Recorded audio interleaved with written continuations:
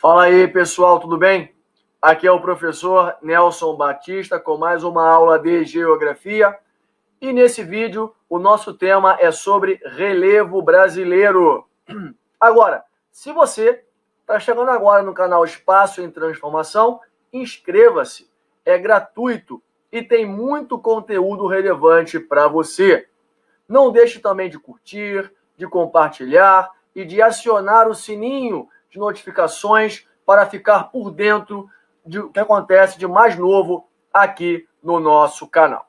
Então, pessoal, esse vídeo é sobre o relevo brasileiro. Se você não assistiu ao vídeo sobre relevo, eu peço que você assista esse vídeo, porque é muito importante aquele conteúdo para que você possa entender direitinho o que nós iremos falar aqui nesta aula, aqui nesse vídeo, tá, gente? Então, o que é o relevo? O relevo corresponde às formas da superfície terrestre e ele é resultante da atuação dos agentes internos e também dos agentes externos, tá? Então, eu vou te mostrar agora quais são as principais formas de relevo, tá ok? Então, olha aqui, ó.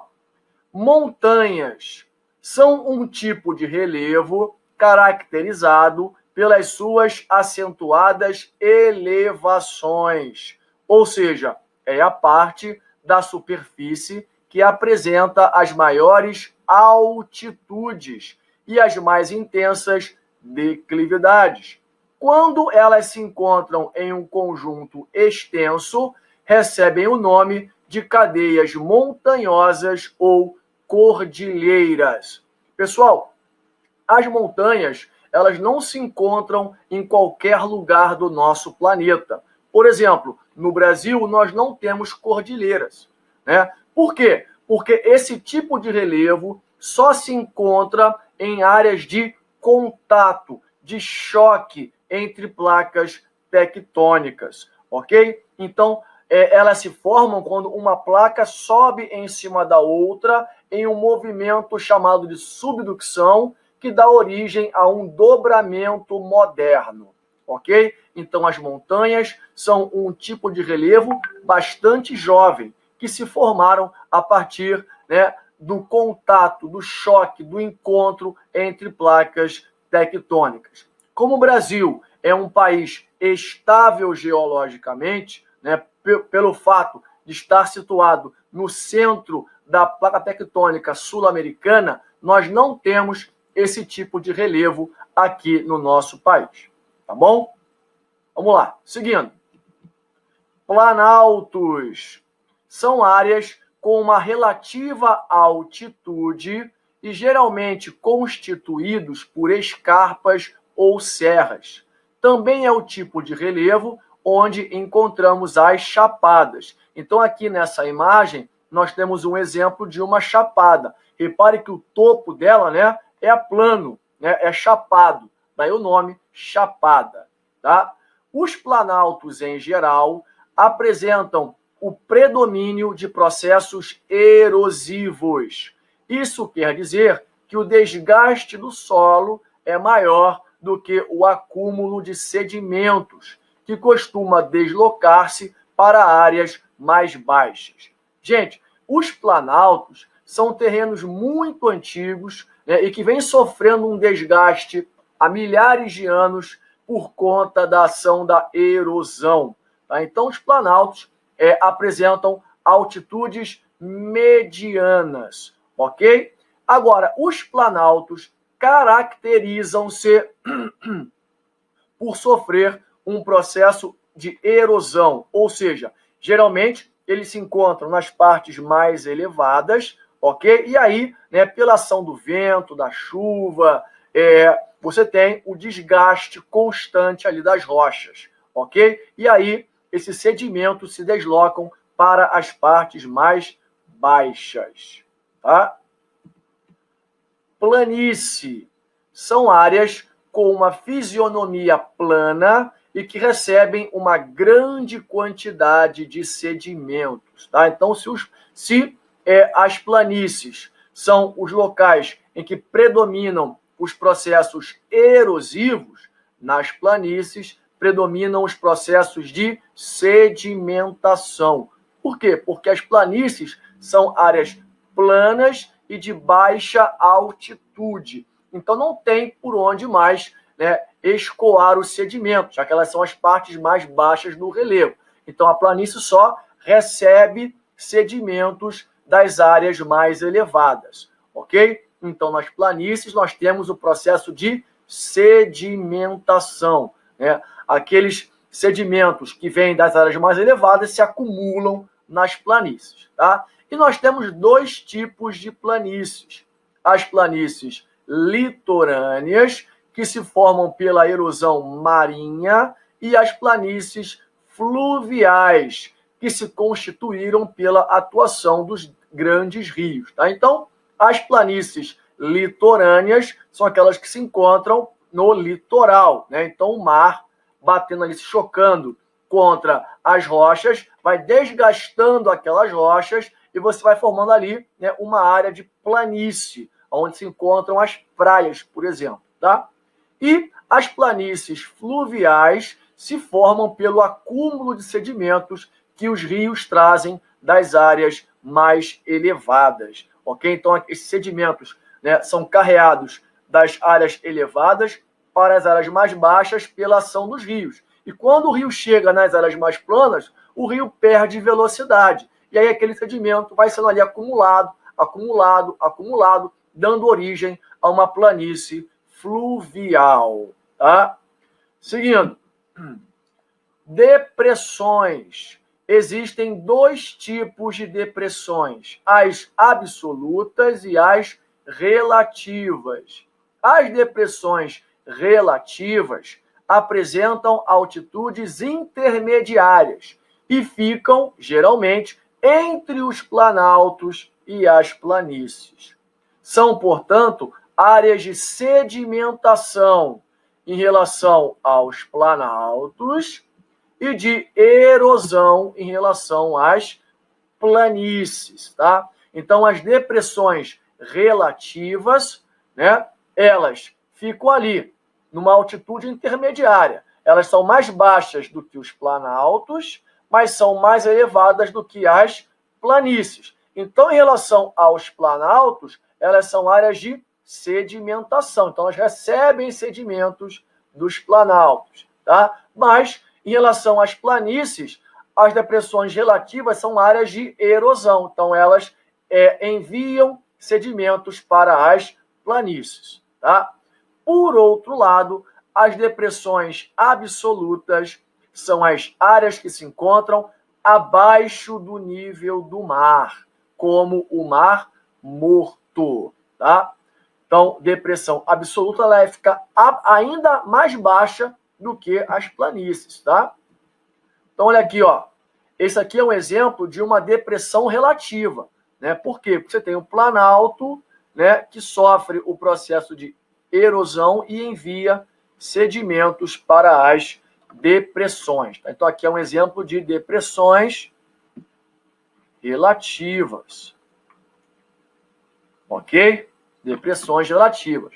Abaixo de uma depressão relativa, nós sempre vamos ter uma planície, ok? Então, uma depressão relativa é sempre uma área intermediária, tá ali entre o planalto e a planície, tá? E aqui nós temos um exemplo de uma depressão absoluta, tá? Então, repare você, né, que aqui nós temos, né, o nível do mar, tá aqui, né, 0 metro, tá? E nós temos toda essa área daqui, né, que é uma depressão absoluta. Ou seja, encontra-se abaixo do nível do mar, ok? Então, nós temos aí o exemplo do Mar Morto, né, que se encontra totalmente ali abaixo do nível do mar, em uma depressão absoluta, ok? Então, depressão absoluta é aquela área que se encontra abaixo do nível do mar, ok? Muito bem. Então, já falamos aí a respeito de montanhas, planaltos, planícies e depressões, tá?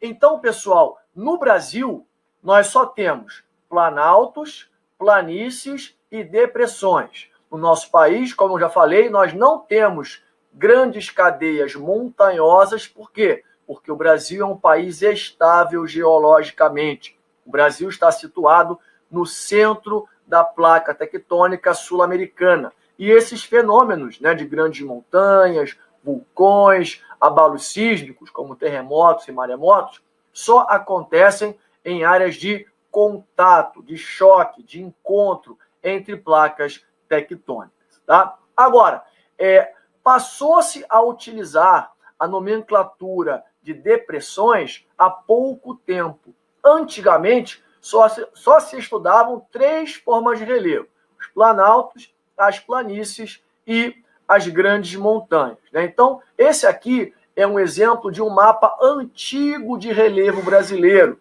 desenvolvido pelos professores Haroldo Azevedo, Aziz Absaber, tá? No qual, aqui no Brasil, né, nós teríamos apenas planícies e planaltos. Né? Então, no Brasil haveria um predomínio de planaltos em relação às planícies. Né? Então, nós teríamos 2 grandes planaltos.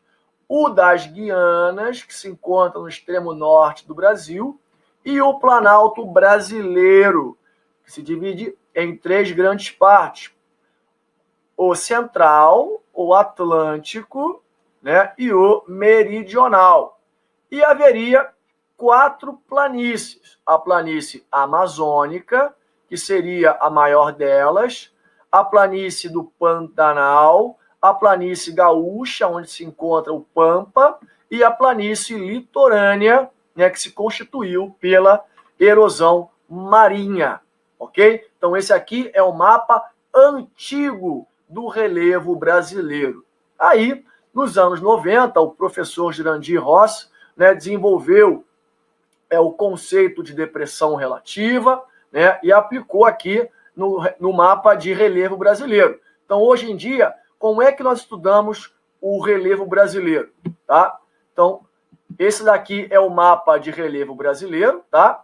Então, aqui, ó, o relevo brasileiro é caracterizado por baixas e médias altitudes. As formas de relevo predominantes são os planaltos e as depressões, isto é, áreas de erosão.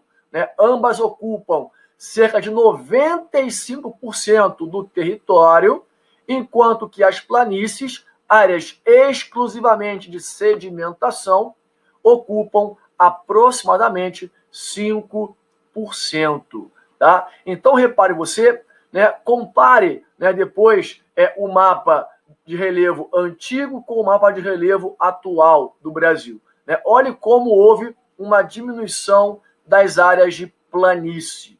Tá? Por quê?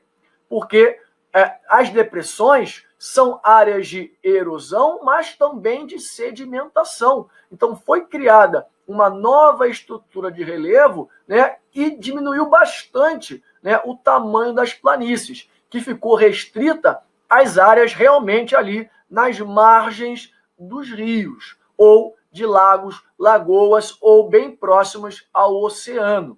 Ok? Por quê? Porque as planícies são áreas apenas de sedimentação. Se ela estiver um pouquinho acima do nível do mar e já sofrer um processo de erosão, ela não é mais considerada uma planície, mas sim uma depressão, de acordo com o estudo do Jurandir Ross, que é o mais completo em relação ao relevo brasileiro na atualidade. Né? Agora, os planaltos, né, que estão aqui em verde, continuam sendo, né, a estrutura de relevo predominante no nosso país.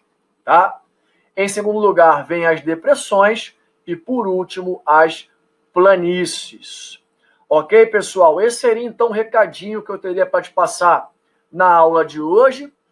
Se você ficou até aqui, é porque você gostou do nosso conteúdo, gostou da nossa aula. Então, eu peço mais uma vez para você se inscrever no nosso canal. É muito importante para que a gente possa continuar a fazer esse trabalho de levar informação de qualidade para todos vocês, ok? Não deixe também de curtir, de compartilhar, de acionar o sininho de notificações e também de seguir o nosso trabalho em nossas redes sociais.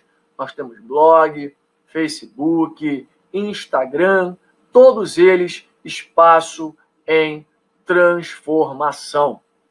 Um forte abraço e até a próxima. Tchau, tchau.